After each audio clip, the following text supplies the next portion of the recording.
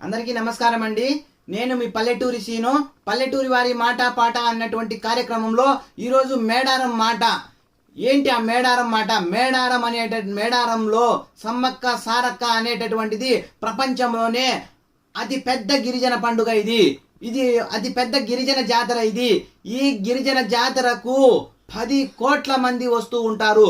ప్రతి 2 సంవత్సరాలకు ఒకసారి తెలంగాణ రాష్ట్రంలో ములుగు జిల్లా తాడ్వాయి మండల కేంద్రానికి 44 కిలోమీటర్ల దూరంలో ఉండేటటువంటి ఈ గిరిజన జాతర కుంభమేళ తరువాత భారతదేశంలో అత్యధికులు హాజరయ్యేటటువంటి గిరిజన జాతర ఏదైనా ఉందిరా అంటే అది సమ్మక్క సారక్క జాతర అని చెప్పవచ్చును.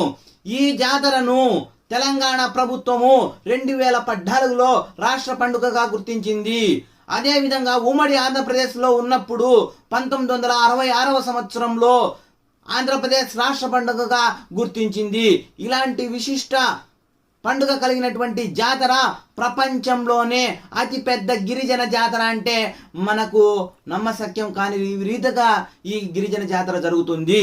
ఈ గిరిజనులలో కోయ తెగకు సంబంధించినటువంటి జాతర ఇది.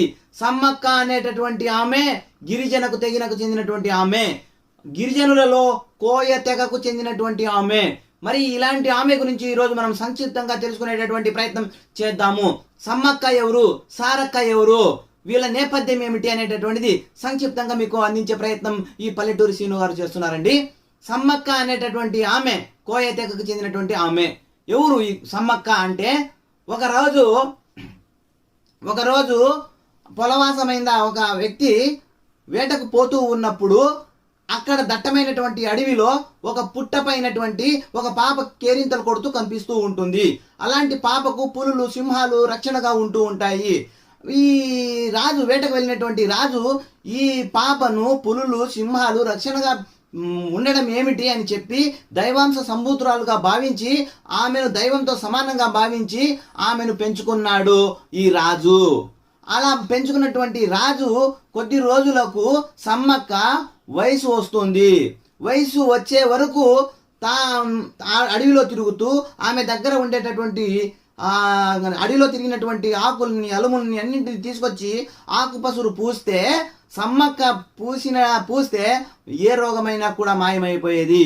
అలా ఆమెను దైవాంశ సముద్రాలుగా భావించి గొప్పగా చూసుకునేటటువంటి వాడు మా రాజు. ఈ విధంగా సమ్మక్క పేరు సంక్షిప్తంగా మనము తెలుసుకున్నామండి. మరి సారలమ్మ గురించి కూడా మనం తెలుసుకుందాము, తదుపరి వీడియోలో తెలుసుకుందామండి.